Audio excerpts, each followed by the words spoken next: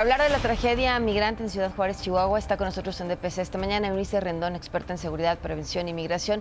Eunice, buenos días, gracias por acompañarnos. ¿Qué decir sobre esta tragedia? Bueno, pues como ya lo mencionaban, primero que es un hecho lamentable y que además es un hecho que hubiera sido completamente prevenible, ¿no? Leía ahorita declaraciones, por ejemplo, del embajador Ken Salazar de Guatemala, de los diferentes países que tienen víctimas en este hecho tan lamentable, diciendo que esto debe recordar a los migrantes los riesgos del camino. Y estoy completamente en desacuerdo.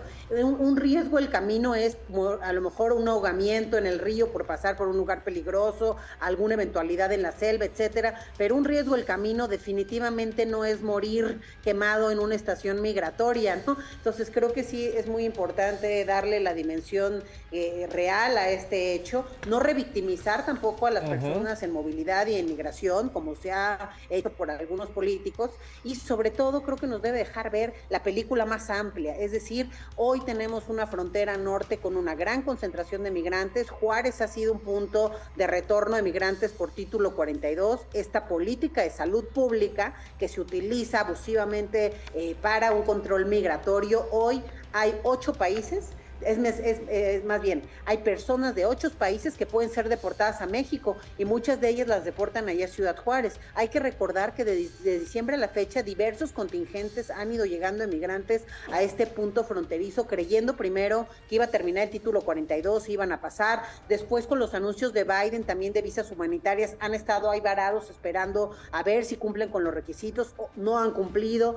Luego esperando a ver si con la aplicación de CBP One pueden sacar una cita en Estados Unidos. Entonces hay que recordar 3 puntos. Las personas migrantes que están ahí lo que quieren es llegar a Estados Unidos. Todas estas políticas que yo he mencionado al final lo han puesto más complejo y creo que se ha dañado como nunca la salud mental de los migrantes. Esto ha generado desesperación, ha generado realmente una situación de inestabilidad terrible. También algunas declaraciones de políticos a nivel local, como el alcalde, que también ha dicho no ayuden a los migrantes, ahora sí vamos a meter medidas más duras. En fin, una serie de amenazas y también desalojos de migrantes de algunos de los puentes, sí, porque están en las calles y eso pues les molestaba. Entonces, finalmente creo que este es el resultado, es la olla de presión que explotó también con esto, pero que además hay que subrayarlo, esto es un descuido del Estado mexicano que tenía la custodia de estos migrantes. Entonces, ese es el principal y el único responsable. Eunice, buenos días, tú que le das mucho seguimiento a todo este asunto de los migrantes. Y, perdón la frialdad de la pregunta, pero ¿te sorprende que haya sucedido esto? O de alguna manera pues algo que se sabía que iba a pasar? Quizá no con esa magnitud, pero es algo que no sorprende.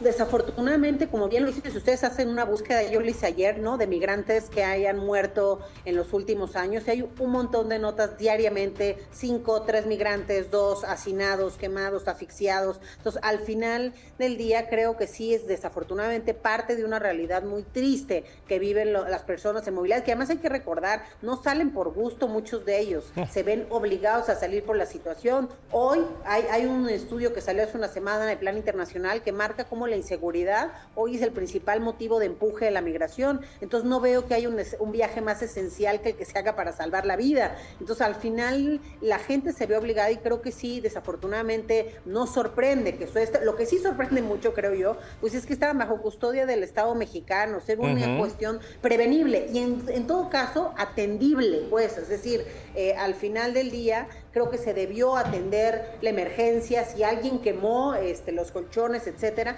pues el Estado tenía la obligación de tener las medidas necesarias para apagar ese incendio, para poder ahora sí que evacuar a las personas, y eso es parte de lo que no sucedió, y creo que ahí es donde está la falla principal. Y bueno, vamos a ver qué dicen las investigaciones. Qué bueno, a mí me da gusto que el presidente haya cambiado su postura, ¿no? Porque ayer parecía que criminalizaba a los migrantes y que ellos eran los culpables de su propia muerte. Hoy ya sale diciendo que van a ser transparentes, a buscar quiénes son los responsables, al igual que el tuit del secretario Ebrard el día de ayer, de que bueno, ya pusieron a disposición a algunas de estas personas.